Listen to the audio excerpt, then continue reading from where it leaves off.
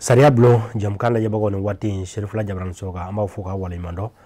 bi angame ka nyashimi ma ode jamana sigichogo yelama kurawe yelama kura mun dona jamana sigichogo la hakilla jamkan aw bina famali chama soro akonnana ni anda seroma ubina ni mfanyana nazarakana planification spatiale schéma national d'aménagement du territoire babu be okabi ma wolele monsieur Ibrahim Abderrahmane Kounta vice-président et secrétaire général de l'ordre des urbanistes du Mali ana lebe ñogon fe ni kuma ina walasa aka da doni hakilina ina ka fese nin aw ka sega family chaman soro akonnana babu abe kunja bi kuma ana do ka fo samugan konnana yelema mun dona anga jamana sigicogo nasrawla dana dola ka damne ni wati na ka se sam tani ko samugama akan ka keke mun na nafa jumo men ko ina ngulna jume mala la nyini jume mala ni ala sonne ni aw anabo kumbana ka sabuke ma wolelen ka blaseralu ni aka hakilna diwe ni koinka wala soni amedo anga babu kono wala sani ni aw anga chama famu ala inshallah.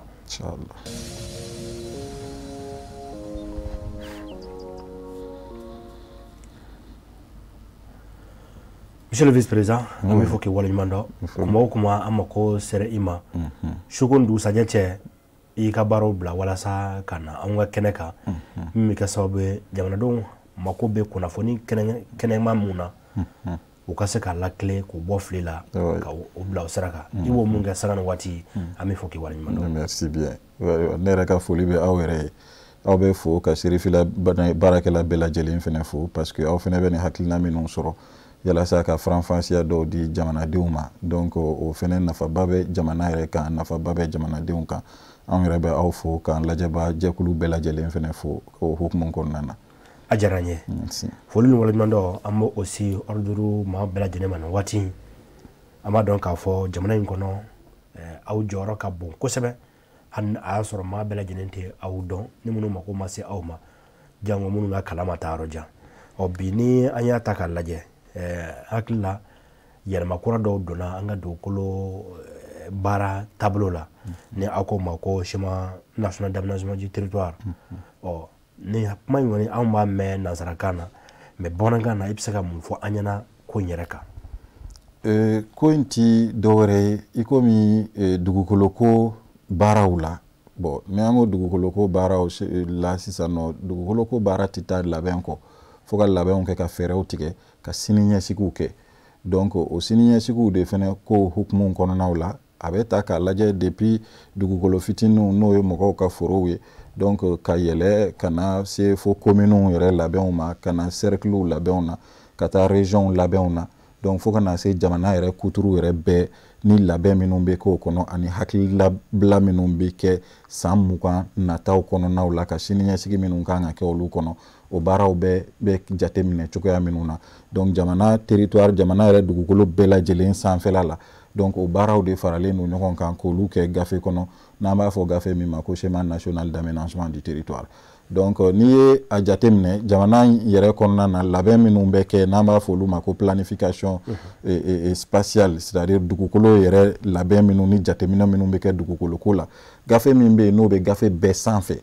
o de ye schéma national d'aménagement du territoire ye donc ale de kan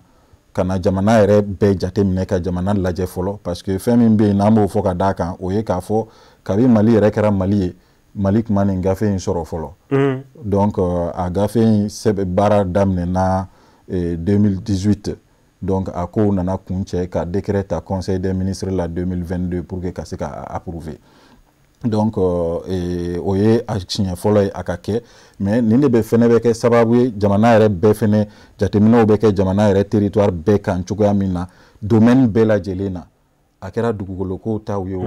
a kɛra an ka sirabakow ye o a kɛra an ka ji boli siraw ye o a kɛra an ka sɛnɛkɛ yɔrɔw ye o jɛkɛmɔw an ka dɔnkow ni culture ni fɛnw ye a kɛra domaine fɛn o fɛn schéma national in b'a bɛɛ de lajɛ dugukolo jamana fan tan fila bɛɛ la k'a bɛɛ lajɛ yɔrɔ minnu na ni avantage bi fɛn minnu na ye olu bɛ se ka développer o yɔrɔw la cogoya minnu na yɔrɔ minnu fɛnɛ jamana yɔrɔ dɔw fɛnɛ bɛ se ka profiter dɔw ta la dɔw ka avantage bɛ se ka kɛ dɔw ka désavantage ye donc jamana yɔrɔw bɛ se ka ɲɔgɔn dafa cogoya minnu na pour que dugukolo jamana yɛrɛ fɛnɛ bɛ se ka développer tubabukan na n'an b'a fɔ de façon équilibrée développement cɛɲi dalakɛɲɛni na donc dɔ kana yɛlɛ kojugu ka tɛmɛ dɔ kan mais o t'a bali fɛnɛ mɔgɔw ka domaine ka fɔ ɲɔgɔn kɔ jamana yɔrɔ dɔw bɛ yen i n'a fɔ n'i ye Mopti jamana jateminɛ olu ka yɔrɔw caman baselen don jɛgɛmɔw kan ani baganmaraw kan donc a bɛ se ka jateminɛ olu ka jɛgɛmɔw n'u ka baganmaraw bɛ se ka développer cogo di Mali fan tɔw bɛ se ka nafa sɔrɔ o la cogoya minnu na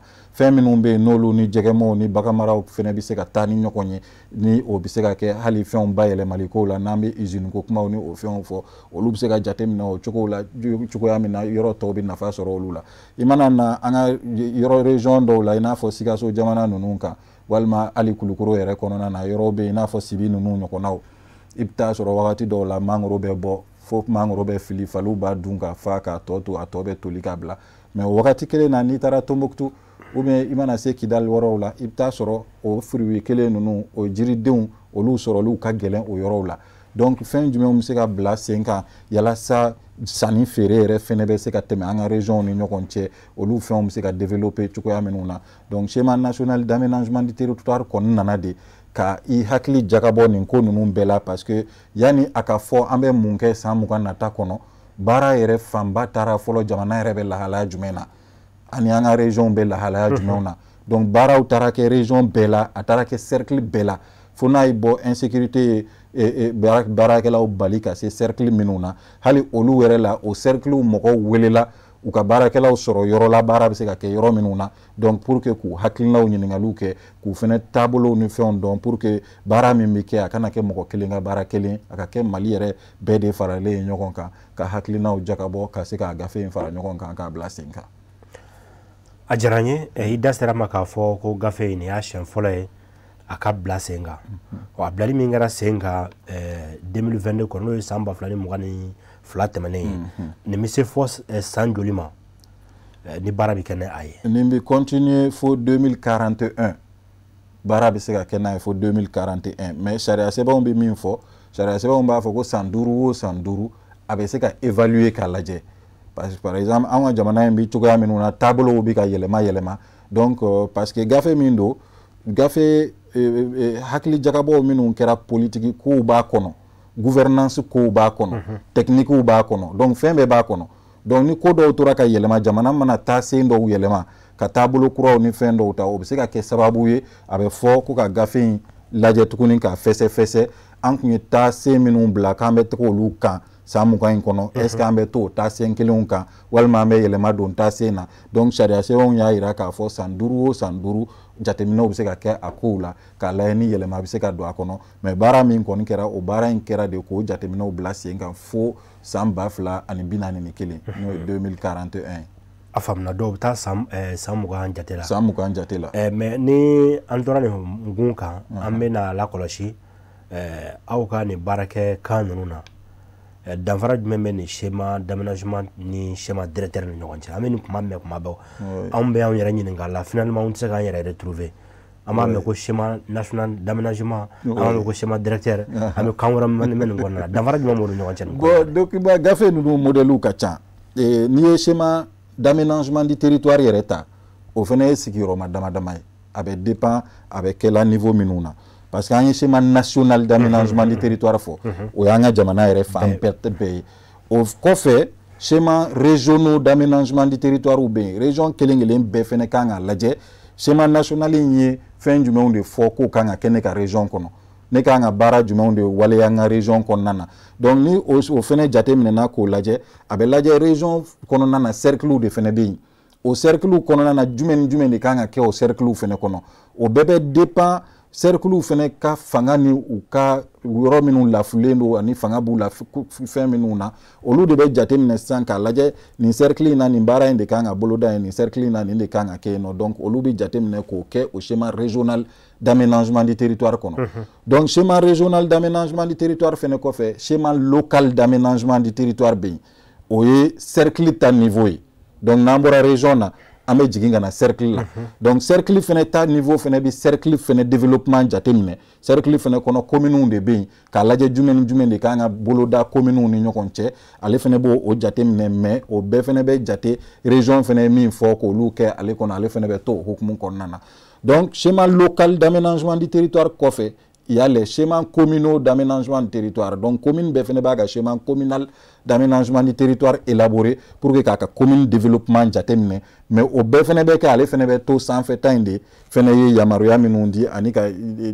Sira Minum Blakata, ou Sira fait, avec tout l'eau de Kononana. Donc, au aménagement du territoire, schéma douye, mais au Fene Kofé, schéma directeur ou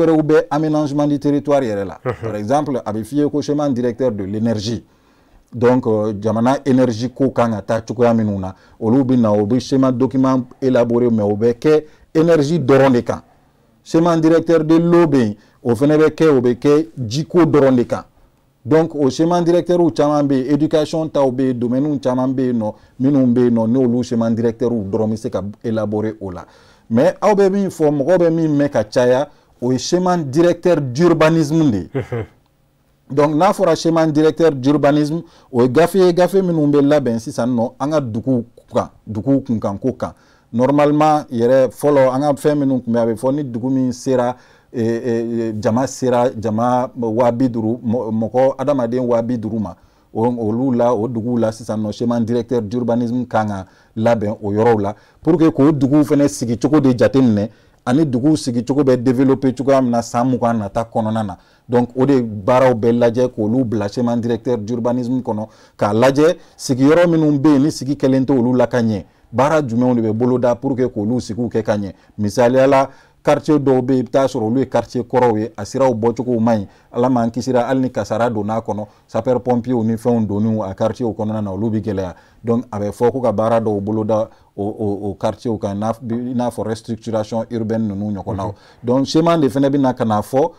zone commerciale bɛ kɛ yɔrɔ jumɛn usines bɛ se ka taa sigi yɔrɔ jumɛnw na donc kaburudenw bɛ se ka bila fan jumɛnw fɛ schéma directeur d'urbanisme de bɛ na ka na olu bɛɛ kɛ ani o sirabaw minnu fɛnɛ kan ka bɔ dugu kɔnɔ o sirabaw k'olu fɛnɛ bɛɛ boloda donc mais o bɛ kɛ sigiyɔrɔw dɔrɔn de kɔnɔna na forow ni kungo kɔnɔnaw ni fɛn wɛrɛw tɛ schéma directeur d'urbanisme na mais aménagement du territoire ta la olu bɛ sigiyɔrɔw ni forow ni siraw ni fɛn bɛɛ de bɛ aménagement du territoire kɔnɔna na mais si urbanisme ta o bi concentré mɔgɔw ka sigiyɔrɔ de kɛcogo dɔrɔn kan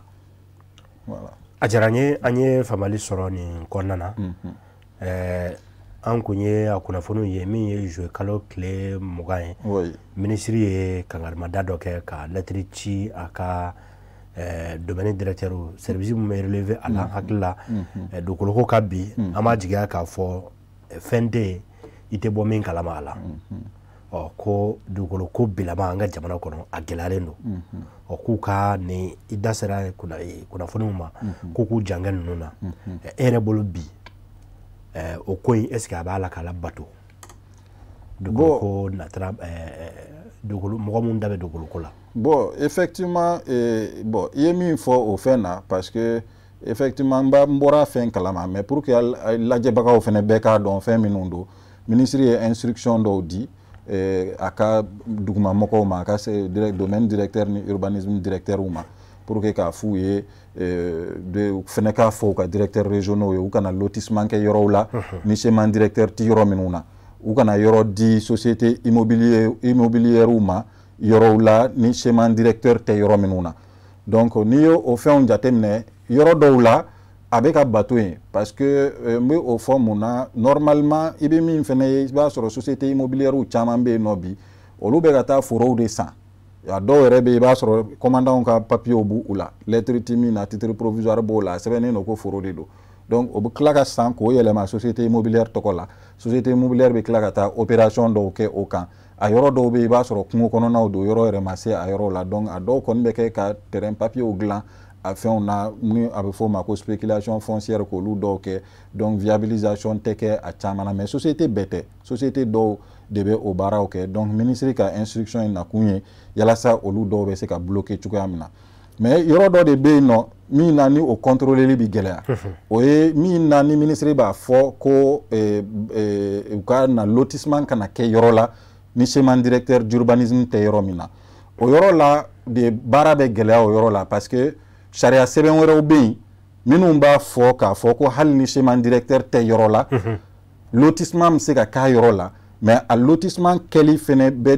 dépend fɛn dɔw de la fo ka taa sɔrɔ fɔlɔ commune yɛrɛ a yɔrɔ yɛrɛ ka développement bɛ ka taa cogo di o côté ninnu na est-ce que sow de bɛ ka jɔ ka taga o yɔrɔw la wa ou bien commune kɛlen don ka a fɔ k'u bɛna usine dɔ kɛ yen walima fɛn dɔ don donc ni commune ka usine dɔ kan ka kɛ yɔrɔ la e nana k'i bɛna o yɔrɔ loti ni schéma directeur t'o la commune yɛrɛ bɛ se k'a fɔ anw tɛ jɛn ni nin lotissement ye parce que nin baara in bolodalen don an fɛ nin yɔrɔ la mais ni u y'a ye k'a fɔ u ka développement bɛɛ bɛ ka to o yɔrɔ de fɛ parce que o de la a bɛ fɔ k'a yɔrɔ kana di n'i ma il faut demander les avis des instances de délibération des collectivités territoriales donc collectivité la n'i ye collectivité ta k'a jateminɛ a bɛ baara bɛna kɛ yɔrɔ min kɔnɔna na olu ka instance de délibération conseil communal ni conseil de cercle olu kan ka fɛɛrɛ kɛ pour que ka délibération dɔ kɛ ka jɛn ni baara in ye yalasa baara ka kɛ hali ni seman t'a yɔrɔ la décret dɔw bɛ yen nɔ mi décret min bɛ o kumaw fɔ o yɔrɔ la donc o ye kelen filanan fɛnɛ min ye c'est que Mali kɔnɔ an ko schéma directeur d'urbanisme kan ka labɛn yɔrɔw la yɔrɔ minnu ni jama sera mɔgɔ 5000 hakɛ ma o yɔrɔ min bɛ Mali la bi o ka ca ni yɔrɔ 200 ye min jama sera mɔgɔ 5000 hakɛ ma mais n'i y'a lajɛ schéma directeur d'urbanisme ni yɛrɛ labɛnna Mali kɔnɔ kabi Mali ye fo ka na se bi ma o ti tɛmɛ gafe 120 hakɛ kan et o gafe minnu fɛnɛ n'olu bɛ élaborer u fɛnɛ validité a validité san 20 de donc ni san 20 in tɛmɛna normalement baara bɛ gɛlɛya parce que a jateminɛw bɛ kɛ ni san 20 jateminɛ de donc yɔrɔw bɛ yen nɔ sisan nɔ minnu ka gafew san 20 tɛmɛna jama bɛ ka caya yɔrɔw kɔnɔ a yɔrɔw bɛ ka bonya ka taga olu se tɛ jamana ye se tɛ commune yɛrɛ ka gafe in kurakuraya o yɔrɔw la olu yɔrɔw makow bɛ lotissement kuraw la k'o baaraw kɛ mais n'a nana fɔ ko ni gafe ma kɛ k'o baaraw kana kɛ dɔ dun bɛ ka fara jama kan anw tɛna se ka jama lajɔ dɔ bɔ jama caya la donc ni dɔ bɛ fara jama kan mɔgɔw mako bɛ jɔ siyɔrɔ ni sigiyɔrɔ la ni mɔgɔw mako jɔra siyɔrɔ ni sigiyɔrɔ la jagoya don n'an ma fɛɛrɛ kɛ ka lotissement kɛ u ka taa sigi sariya kɔnɔna na u bɛ t'u sigi sariya kɔfɛ donc o yɔrɔ de la o ministre ka kuma la o yɔrɔ in na o de lawaleyali bi gɛlɛya et puis hali ni a ko k'a bɛ lawaleya kɔlɔlɔw bɛ a lawaleyali kɔnɔna na donc village fɛnɛ bɛ yen nɔ mɔgɔw ka tɔgɔda dɔw bɛ yen minnu mako bɛ k'u ka village yɛrɛ labɛn k'a sigicogow labɛn olu fɛnɛ bɛ taga réhabilitation urbaine na donc n'o baaraw bɛ kɛ k'u ka carreaux fɛrɛ k'u ka carreaux bɔ ka ɲɛ i bɛ taa sɔrɔ mɔgɔ dɔw ka duw bɛ ci mako bɛ kɛ ka yɔrɔnin dɔ loti kɛrɛfɛ n'a fɔ o ma ko zone de recasement o mɔgɔw bɛ se ka taa sigi o yɔrɔw la cogoya min na o village caman bɛ yen schéma directeur t'o village la donc n'i ko ko nin baaraw kana kɛ yɔrɔ si la ko schéma directeur ti yɔrɔ min na jamana yɛrɛ ma se ka schéma directeur kɛ yɔrɔ bɛɛ la donc a bɛ na ni kɔlɔlɔw ye baara kɔnɔ a bɛ na ni gɛlɛyaw ye baara kɔnɔna na donc o yɔrɔ fɛnɛ na il faut que ministre ni a ka baarakɛ ɲɔgɔnw ka o yɔrɔw fɛnɛ faamuya anw kun ye a kumaw f'u ɲɛna donc an hakili la fɛnɛ u bɛna ta ba la parce que u ma a décision ninnu fɛnɛ ta pour que mɔgɔw ka bloquer ou bien pour que kɔlɔlɔw ka bɔ a kɔnɔ mais bɛɛ fɛnɛ n'i ka kow ye cogoyaw don donc ni mɔgɔw bɛ baara fɛnɛ na ɲɔgɔn fɛ a bɛ hakilinaw kɛ ka ɲɔgɔn dafa donc ni nin fɛnw signalé la peut-être que décision in na jateminɛ wɛrɛw bɛ se ka bɔ a ko la yalasa an bɛ se ka an ka jamanaw bɛ se ka développer ka ɲɛ sariya kɔnɔ sigiw bɛ se ka kɛ sariya kɔnɔ ka ɲɛ cogoya min na o ka fisa an ka mɔgɔw to yen u ka taa sigi cogoya dɔw la kɔfɛ an bɛna segin ka n'a sɔrɔ kɔlɔlɔw b'a la fo ka sow ci fo ka ko wɛrɛw kɛ yalasa ka lafiya ka sɔrɔ a sigidaw la. A diyara n ye monsieur le vice-président. Hukumu kɔnɔ bi an y'a jigiya k'a fɔ ni e wulila ka na fɛn o fɛn ye dugukolo ko ye don tɛmɛnenw na an sigira nin plateau kelen kan maaw de y'a fɔ ko i nali a kɛra sababu ye ka da caman yɛlɛ ka hakiliw lakunu fɛn caman fɛ donc bi ta bɛ bila o cadre kɔnɔ kosɛbɛ certes an n'a tɛ don an ka hakilina kɔnɔ directement mais ni da sera dugukolo kuma dɔrɔn n'an ma kuma o yɔrɔnin kan dɔrɔn mɔgɔ dɔw bɛ k'a fɔ sisan nɔ u yɛrɛ kɔnɔ ko mun n'an ma kuma nin kan donc diyagoya la n'an kumana fɛn kan fɛn o fɛn bɛ se dugukolo ko ma an bɛ a fɛ o yɔrɔnin an ka kuma o kan k'a fɔra ko permis diw ni lettre diw bɛɛ lajɛlen ka sonsoro désormais k'a tɔ kɛ titre foncier ko ye an minnu bolo bɛ dugukolo ko kuma la min ye aw ye urbanistes ye a bɛ aménagement kɛ a bɛ fɛn caman kɛ ninnu bɛɛ lajɛlen parce que e ka nali dɔ senfɛ an bɔra kalama k'a fɔ ja fɛn dɔ da géométrie expert kun ja bɛɛ n'i ka limite don ala ni aw ka nali sababu la an bɔra o kalama bi o ko in est ce que a bɛ se ka kɛ ka ɲɛ nafa jumɛn bɛ k'a la kɔlɔlɔ jumɛn bɛ k'a la lettres ka bɔ yen pewu permis ka jɔ pewu a bɛɛ ka kɛ titre ye e hakilina jumɛn ye nin ko in na bon titre ko in kɔni na parce que n'i y'a ye o décision fɛnɛ taara jateminɛ kɛra kɔlɔlɔ dɔw de la donc mɔgɔw de farala ɲɔgɔn kan ka sariya sɛbɛn kura ta ni a bɛ fɔ o ma ko loi domaniale et foncière mɔgɔw de farala ɲɔgɔn kan ka hakilinaw jakabɔ ka mɔgɔ caman hakilinaw ɲininkaliw kɛra a passera yɔrɔ camanw fɛ fo ka na laban CNT mɔgɔw bolo olu ka a sariya latɛmɛ donc o de la jateminɛ minnu nana ye a ko la o y'a ye de k'a fɔ fɔlɔ dugukolo dibaga kun ka ca kojugu i bɛ taa sɔrɔ non seulement dugutigiw bɛ a dugutigidiw kɛ mais sous-préfets bɛ dɔw di préfets bɛ dɔw di donc maire bɛ dɔw di i bɛ taa sɔrɔ domaine yɛrɛ bɛ dɔw di donc dugukolo diyɔrɔ kun ka ca et dibagaw kun tɛ ɲɔgɔn kalama a bɛ o de kun bɛ na ni kɔlɔlɔ camanw ye i bɛ taa sɔrɔ papier 2 3 bɛ taa ɲɔgɔn sɔrɔ dugukolo kelen kan tuma dɔw la yɛrɛ i b'a sɔrɔ a bɛ dibaga kelen ye mais wagati dɔw la i bɛ taa sɔrɔ dibagaw tɛ kelen dɔ ka titre foncier bɛ yɔrɔ dɔ kan lettre bɛ dɔ bolo permis bɛ dɔ bolo o bɛɛ bɛ se ka taa sɔrɔ yɔrɔ kelen kan donc o de la jateminɛw nana ka na ye k'a fɔ yanni yɔrɔ dibaga ka caya dibaga ka kɛ dibaga kelen ye ni dibaga kɛra dibaga kelen o la hali ni kɔlɔlɔ sɔrɔla ko kɔnɔna na a bɛ dɔn mɔgɔ bɛ ɲɛsin mɔgɔ min kelen ma k'a fɔ e de ye nin kɛ wa i man ka nin fɛn in fila kɛ bon sisan nɔ fɛnɛ technologie développement minnu kɛra olu b'a yira k'a fɔ titre foncier bɔli la sisan a ka gɛlɛn ni tugu tɛ k'a fɔ ko sisan nɔ an bɛ don min na bi ko ka taa titre fila créer ɲɔgɔn sanfɛla la n'a ma kɛ ni tugu ye ou bien ni fili juguba tɛ kɔni a bɛ gɛlɛya k'a fɔ ko titre fila ka taa ye ɲɔgɔn sanfɛ donc o de la pour que dɔ ka bɔ an ka dugukolo mankan ninnu na dɔ ka bɔ parce que dugukolo mankan ninnu fɛnɛ kɔlɔlɔw caman b'a la tiɲɛliw caman b'a la nafolo tiɲɛw caman b'a la baara tiɲɛ caman b'a la tribunaliw falen don sisan dugukolo ko papiyew ni dugukolo ko problèmew de la donc pour que dɔ de ka bɔ o la a nana ye k'a fɔ sisan nɔ dibaga ka kɛ dibaga kelen et gafe min fɛnɛ bɛ di o ka kɛ titre foncier donc titre foncier de bɛ sisan nɔ kɛ dugukolo papier ka lettre ni titre provisoire ni permis bɛɛ bɔ a la donc titre foncier fɛnɛ kɔfɛ fɛn minnu bɛ yen n'olu bɛ di o ye n'a bɛ fɔ min ma ko bail donc o ye bail ninnu ye olu fɛnɛ bɛ yen nɔ toujours mais o bɛɛ bɛ tɛmɛ domaine ka baaraw de fɛ donc min ye forokow de ye u ko commission dɔw bɛ sigi villagew bɛɛ la donc olu de bɛ na attestation dɔw kɛ ka di mɔgɔw ma donc olu fɛnɛ n'o cahier de charges don o cahier de charges ninnu n'i y'o conditions rempli o attestation bɛ yɛlɛma ka kɛ titre foncier mais permis ko ni lettre d'attribution ko ni titre provisoire kɔni o ko bɛ bɔ a la pewu laɲini kɔni ye a bɔli ka kɛ a la o ka kɛ sababu de ye ka kɔlɔlɔ minnu yera a fɛnw senfɛ o kɔlɔlɔw fɛnɛ bɛ se ka bɔ yen nɔ cogoya minnu na mais komi sariya kuraw don a application bɛ sen na sisan nɔ donc adamaden baaraw don donc ni application fɛnɛ bɛ ka taa kɛ ka taga n'a yera k'a fɔ ko fili minnu b'a kɔnɔna na donc ɲɛmɔgɔw na fɛɛrɛ kɛ an ka jɛ ɲɔgɔn fɛ k'o filiw fɛnɛ bɔ o kɔnɔna na a diyara n ye monsieur le vice président mais bi maa minnu bɛ yen n'o ye administration ye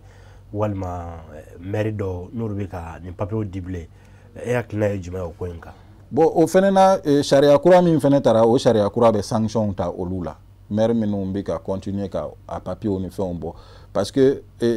maire bɛ min bɔ ka caya sisan nɔ o ye permis de ye duw la u bɛ lotissement de kɛ ka permis bɔ bon ni sariya in don o ni sariya in tɛ o maire kelen man ka se ka permis di mɔgɔ ma awɔ parce que Mali la lotissement tɛ se ka kɛ fiyewu dugukolo la dugukolo min tɛ titre foncier ye donc hali ni maire ko a bɛ dugukolo lotissement kɛ fo mairie de ka demande kɛ fɔlɔ jamana fɛ yalasa jamana bɛ se ka yɔrɔ in kɛ titre foncier cogoya min na soit u b'a feere mairie ma ou bien u b'a di mairie ma a dili in fɛnɛ tɛ ka a ni u la ten mais a bɛ kɛ affectation a bɛ bila mairie ka disposition na n'u bɛ fɛ ka lotissement kɛ ka di dugu la u ka sigida mɔgɔ minnu ma a bɛ se ka di o sigida mɔgɔw ma n'olu bɛ fɛ k'a k'u yɛrɛ ta ye olu de bɛ se ka ɲini sisan a ka titre foncier wari sara domaine ka titre foncier bɔ ka di u yɛrɛ ma donc o hukumu kɔnɔna na ni maire ye o de titre ɲini sisan ko titre in bilala mairie ka disposition na mairie bɛ se ka lotissement kɛ o de la ka lotissement approuvé gouverneur fɛ n'a approuvera gouverneur fɛ tuma min na ka plan ni appliquer k'olu bɛɛ valider wagati minnu na en ce moment o fɔ ye depuis fɔlɔ ye permis bɛ se ka bɔ o de kɔfɛ mais i bɛ taa sɔrɔ an ka permis minnu bɛ bɔ à 99% i bɛ taa sɔrɔ o permis ninnu si tɛ tɛmɛ o sariya kɔnɔna na kɛnɛ dɔ bɛ dɔrɔn dɔ bɛ t'o morceler i bɛ taa sɔrɔ ayiwa dɔ bɛ kɛrɛfɛla la permis dilanenw bɛ mɔgɔ min bolo o bɛ signer ka cachet ni fɛnw k'o kan k'olu labɔ ka tɛmɛ ten tɔ alors que o gafe ninnu kan ka kɛ domaine mɔgɔw de bolo et a bɛ enregistrer domaine ka registre de fɛnɛ kɔnɔna na mais a caman na an b'a ye gafew a permis dɔw bɛ sakiw kɔnɔnaw la ka yaala a dɔw bɛ rempli cogoya suguya bɛɛ la dugu kɔnɔnaw la ka papiers bɔ k'a di mɔgɔw ma donc kɔlɔlɔw caman bɛ sɔrɔ olu de la donc ni mɔgɔ min continue na o papier sugu bɔli fɛ ayiwa an b'a ɲini sariya de kɔni fɛ sariya ka appliquer parce que Mali fɛnɛ problème fɛnɛ fanba fɛnɛ min ye an bɛ gafew ta an bɛ sariyaw ta mais sariyaw bɛ sɔsɔ o wagatiw kɔni kɛra fɛn caman tɛ bɔ a la gafew fɛnɛ minnu bɛ sɛbɛn o gafew tɛ labato foyi tɛ bɔ a la donc il faut que o de ka dabila yalasa an bɛ baara minnu fɛnɛ kɛ o baara ninnu sariyaw ni fɛnw sɛbɛnliw ni olu bilaliw la o fɛnɛ baaraw kana kɛ baara fu y'an bolo parce que n'i ye sariya ta n'a tɛ waleya a kɛ bi komi a taara fu de la a bɛ n'a fɔ ten an ka bi waati banna an bolo mais n dalen b'a la k'a fɔ sigi tɛna danni ma hali n'a sɔrɔ i kelen tɛna na don dɔ i da sera dɔ ma sisan nɔ an ka ni opération bɛ kɛ cogo min na ni ye sigiyɔrɔ ninnu ye i ko k'a tɛ tɛmɛ a kan ka tɛmɛ sira minnu fɛ sariya ye sira minnu fɔ sira caman caman fɔ n'a kan ka taama o sira bɛɛ fɛ pan bɛ k'o bɛɛ kunna o la an bɛ an kɛrɛfɛ quartier dɔw sigida kura dɔw ye k'a fɔ autorisation de construire i t'a ye bɛɛ b'i ka so jɔ i yɛrɛ ye bɛɛ b'i ka so jɔ cogo min ka di ye ɔ n'ale la k'a fɔ don dɔw la min ye aw ni architecte ye an ka sigi o fana kan walasa ka masala o kan sariya mun fɔ o la mun bɛ ka kɛ jamana yɛrɛ bɛ ka mun kɛ o la bi ka babu datugu min ye nin schéma national d'aménagement du territoire ye e bɛ welewele jumɛn bila ka ɲɛsin jamanadenw ma ani jamana faamaw ma walasa bɛɛ lajɛlen k'i bolo doni kɔrɔ bon d'abord i yɛrɛ y'a fɔ cogoya min na min ye jamanadenw ta ye kɔni an b'a yira jamanadenw na k'a fɔ u yɛrɛ k'u ka baara minnu bɛ kɛ parce que nin baara in kɛtɔ la anw ni mɔgɔw caman ye baara in kɛ ɲɔgɔn fɛ n y'a f'i ye cogoya min na presque an taara Mali cercle a wagati la 59 cercle 58 cercle de tun bɛ yen nɔ a 58 cercle la fɛn o fɛn 50 cercle an taara olu bɛɛ la pour que a baaraw bɛ se ka kɛ cogoya min na ani mɔgɔw de jɛra k'a kɛ ɲɔgɔn fɛ il faut que ni mɔgɔw taara ateliers ni fɛnw kɛ population yɛrɛ k'a ɲɛɲini k'a dɔn an ye baara min kɛ a ko labanna cogo di de donc et puis min fɛnɛ kɛra fan jumɛn de bɛ anw ka yɔrɔ concerné mɔgɔw yɛrɛ ka o ɲɛɲini fɔlɔ u ka gafe in k'u yɛrɛ ta ye u k'a dɔn fɛnɛ min kan ka waleya olu ka yɔrɔ la u ka fɛɛrɛ kɛ olu waleyali la donc min ye an ka marabagaw ni an ka jamana ɲɛmɔgɔw fɛnɛ taw ye an bɛ min fɔ ka gɛlɛya toujours o ye u kana planification sini ɲɛsigi baaraw bila kɔ parce que anw ye min kɔlɔsi jamana in kɔnɔna na o ye de k'a fɔ an tɛ jateminɛ kɛ wagati jan kɔnɔna la an ka jateminɛ bɛɛ ye problème min bɛ yen sisan an k'o de régler ka bɔ an da la i dun b'o régler la i b'a sɔrɔ belebele dɔ natɔ don n'i m'o kunbɛn min bɛ yan nɔ o tɔ de bɛ tila ka juguya ka taga a fɛ tuguni donc o de la fɛn o fɛn ni o ye planification ye fɛn o fɛn n'o ye an ka problème anticipeli ye fɛɛrɛ ka kɛ o jateminɛw ka kɛ o gafew ka se ka labɛn gafe kana labɛn dɔrɔn a ka labɛn mais a ka tila ka waleya fɛnɛ donc an ka fɛɛrɛ kɛ ka importance dɔ di olu ma schéma directeur ni an ye fɛn o fɛn fɔ n'o bɛɛ bɛ na planification ni fɛnw na à moyen et à long terme fɛɛrɛ ka kɛ olu bɛɛ bɛ se ka labɛn cogoya minnu na yalasa an ka sigidaw bɛ se ka sigi kɛ hɛrɛ kɔnɔna na cogoya min na jamanadenw yɛrɛ fɛnɛ bɛ se ka hɛrɛ sɔrɔ sigiyɔrɔ kɔnɔna na cogoya min na a diyara n ye an bɛ fɔ k'i waleɲuman dɔn monsieur le vice-président merci bien merci beaucoup merci bien aw minnu tun bɛ k'an lajɛ nin kuma in na aw garisɛgɛ kɛra nin ye bi sariya bulon jɛmukan kɔnɔna na babu ni an kun ye a siginin kan planification spatiale la schéma national d'aménagement du territoire maa welelen an bolokɔrɔ ale kun ye monsieur Ibrahima Abdramani Kunta vice-président et secrétaire général de l'ordre des urbanistes du Mali également ingénieur en planification urbaine urbaniste agréé expert évaluateur immobilier agréé nin bɛɛ lajɛlen bɛ ɲɔgɔn sɔrɔ ale la